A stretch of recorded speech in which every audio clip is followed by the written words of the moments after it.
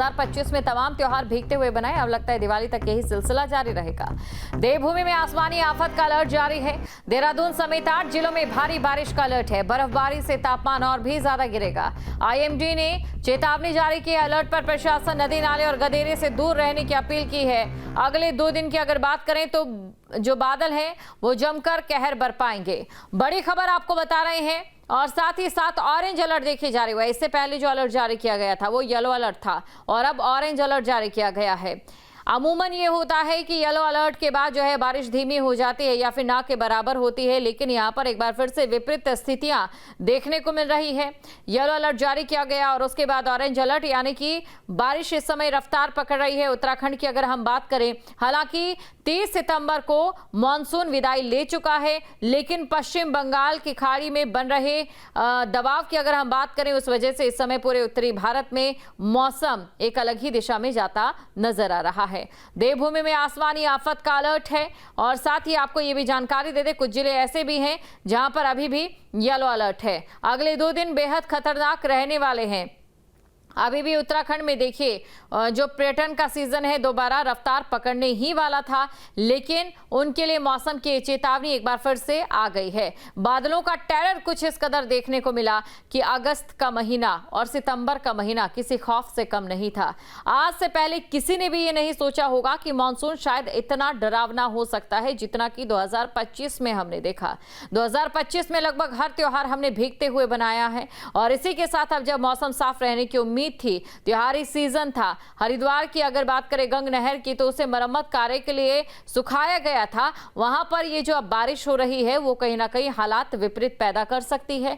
बड़ी खबर आपको हम बता रहे हैं। देहरादून की अगर हम बात करें तो यहां पर भी ऑरेंज अलर्ट जो है बारिश का जारी किया गया है। अगले 2 दिन बेहद खतरनाक रह सकते हैं। तूफान भी आएगा, कई जिलों में तूफान का अलर्ट भी जारी किया गया है। ये बड़ी खबर आपको बता रहे हैं। वहीं दूसरी तरफ हालात पर प्रशासन की पैनी नजर है। नैनीताल में नदी नाले उफान पर हैं, गदेरे उफान पर हैं और इसी के साथ ओलावृष्टि का भी अलर्ट है। चमोली और रुद्रप्रयाग में कई जगह पर लैंडस्लाइड अभी भी जारी है और इससे पहले जो लैंडस्लाइड हुए हैं उससे रास्ते पूरी तरह से खराब बने हुए हैं। मलबा आने से रास्ते बाधित हैं, मोटर मार्ग जो है वो खराब है। हालात पर प्रशासन की नजर है। साथ ही साथ प्रशासन ने लोगों से सावधान रहने की अपील भी की है। ओलावृष्टि अगर होगी तो जाहिर तौर पर किसानों को नुकसान भी इससे होगा। ओलावृष्टि और आकाशीय बिजली का अलर्ट भी जारी किया गया है। ये बड़ी खबर आपको बता रहे हैं। इससे पहले भी नदियों ने रौद्र रूप धारण किया हुआ था, अभी तक उसके निशान भी नहीं मिटे कि एक बार फिर से अक्टूबर में भी मॉनसून नजर आने लगा है। खबर पर अधिक जानकारी के साथ संवाददाता अजीत सिंह राठी हमारे साथ जुड़ चुके हैं और प्रवीण रावत भी हमारे साथ बने हुए हैं। सबसे पहले अजीत आपके पास आना चाहूंगी। अजीत देखिए, अक्टूबर का महीना शुरू हो चुका है और 30 सितंबर को मॉनसून विदा ले चुका है, लेकिन अभी इस समय कम दबाव के चलते हवा में जो हालात बनते नजर आ रहे हैं उससे लग रहा है कि अक्टूबर में एक बार फिर से मॉनसून की वापसी हो रही है।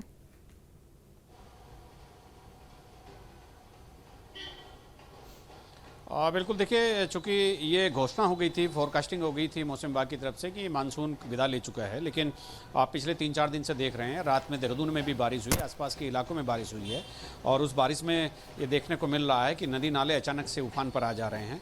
और उत्तराखंड में खासतौर पर इस बार कुमाऊँ का फोकस रहा। ये वेस्टर्न डिस्टर्बेंस है जिसका इफेक्ट उत्तराखंड में पड़ रहा है। मौसम विभाग ने पिछले दिनों एकदम भविष्यवाणी की थी कि अगले 6 तारीख तक, यानी आज की तारीख तक यहाँ पर बारिश होगी और कई इलाकों में जो तकरीबन जो 10,000 फीट की या 11,000 फीट की ऊंचाई वाले एरिया हैं वहाँ पर बर्फबारी की संभावना रहेगी और निचले वाले इलाकों में बारिश की संभावना है। तो उसी के मद्देनज़र कुमाऊँ में आप देख रहे हैं कि नदी नाले उफान पर हैं और उसी को लेकर के अलर्ट भी जारी किया गया था। हालांकि रेड अलर्ट नहीं है, येलो और ऑरेंज अलर्ट है, तो उसको लेकर के यहाँ पर सभी पूरे सिस्टम को अलर्ट पहले ही कर दिया गया था। लेकिन बारिश हो रही है, मानसून जाने के बाद बारिश हो रही है, ये एक बहुत ही खास बात है। जी बिल्कुल, और इसी खबर पर अधिक जानकारी के साथ प्रवीण भी हमारे साथ जुड़ चुके हैं। प्रवीण के पास हम चलते हैं। प्रवीण देखिए, 4 धाम यात्रा पूरे हर्षोल्लास के साथ एक बार फिर से रफ्तार पकड़ने लगी, लेकिन इस समय मौसम को लेकर जो अलर्ट जारी किया गया है उसका कितना असर यहाँ पर पड़ने वाला है, और इसी के साथ ही पिछले साल जो आंकड़ा था, इस बार का जो आंकड़ा इस समय नजर आ रहा है, क्या वो पिछले साल के आंकड़े का रिकॉर्ड तोड़ पाएगा? और लगातार जारी है और लगातार प्रभाव चल रही है, श्रद्धालुओं की संख्या में वृद्धि हो रही है। और जिस हालांकि जो मौसम विभाग की वजह से अलर्ट जारी किया गया उसको देखते हुए कहीं ना कहीं खत्म सतर्क अलर्ट मोड पर है, तमाम तैयारियां की गई है, लेकिन अभी भी श्रद्धालुओं की संख्या में कोई कमी लगातार बढ़ रही है। अगर केदारनाथ की हम बात करते हैं तो वहाँ पे लगातार श्रद्धालुओं की संख्या बढ़ रही है। आज भी मौसम, हालांकि मौसम का मिजाज बदला हुआ है और सुबह से ही बादल लगे हुए हैं। धाम के तापमान में लगातार धाम के तापमान में भारी गिरावट देखने को मिल रही है। धाम में कड़ाके की ठंड है, लेकिन उसके बाद भी श्रद्धालुओं की संख्या लगातार बढ़ रही है। श्रद्धालुओं की संख्या, भारी संख्या अभी भी केदारनाथ में श्रद्धालुओं का हुजूम बढ़ा हुआ है। जी बिल्कुल प्रवीण, और अजीत के पास हम चलते हैं। अजीत देखिए, ये क्या है ना, गलत नहीं होगा कि हमारे मौसम की पद्धति कितनी तेजी से और कितनी विषम परिस्थितियों में बदल रही है। बात अगर बसंत की करें तो उसे जाड़े ने टेक ओवर कर लिया, बात अगर गर्मी की करें तो उसे बारिश ने टेक ओवर कर लिया, और टेक ओवर का ये सिलसिला लगता है पतझड़ में भी जारी रहेगा, जिसका असर हमने 2025 में हर त्योहार पर देखा है।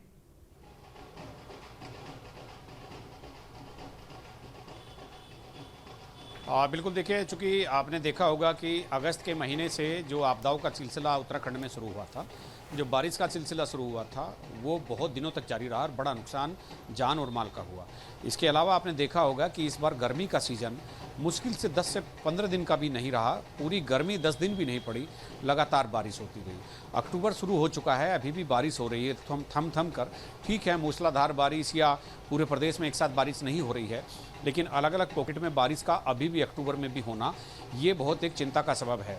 और ये चिंता का सबब उनके लिए भी है जो खेती किसानी वाले लोग हैं, उनके लिए भी चिंता का विषय है जो क्लाइमेटिक चेंज पर लगातार काम कर रहे हैं। तो किसी की समझ में नहीं आ रहा है कि ऐसा क्यों हो रहा है। सितंबर तक तो बारिश कई बार देखी गई थी, हर बार सितंबर तक भी बारिश नहीं होती थी, लेकिन कई बार देखते थे सितंबर में बारिश हो जाती थी। तो इस बार तो अक्टूबर का एक हफ्ता बीतने को है और अभी भी मौसम विभाग की फोरकास्टिंग का आना ये बताता है कि वाकई ये जितनी तेज़ी के साथ जलवायु परिवर्तन हो रहा है उसके इफेक्ट यहाँ पर पड़ रहे हैं। जी बिल्कुल, और प्रवीण आपका शुक्रिया तमाम जानकारी को दर्शकों तक पहुंचाने के लिए। देखिए, कुल मिलाकर बात अगर मौसम के बदलने की करें तो कहीं ना कहीं ये सहने तक तो ठीक था कि गर्मी हो रही है हम सह रहे हैं, बारिश हो रही है हम सह रहे हैं, सर्दी पड़ रही है हम सह रहे हैं, लेकिन मौसम की वजह से अब पद्धतियां भी बदलने लगी है। कृषि में भी असर आने लगा है, कृषि क्षेत्र की बात करें या फिर हमारे जीवन यापन करने के तरीकों में भी एक भारी भरकम बदलाव जरूर देखने को मिला है। जहाँ भक्ति है हर शब्द में, कथाओं में छुपे हैं दिव्य रहस्य और ज्योतिष देता है जीवन को दिशा। धर्म से जुड़ी हर बातों को जानने के लिए हमारे चैनल स्तुति को सब्सक्राइब करें।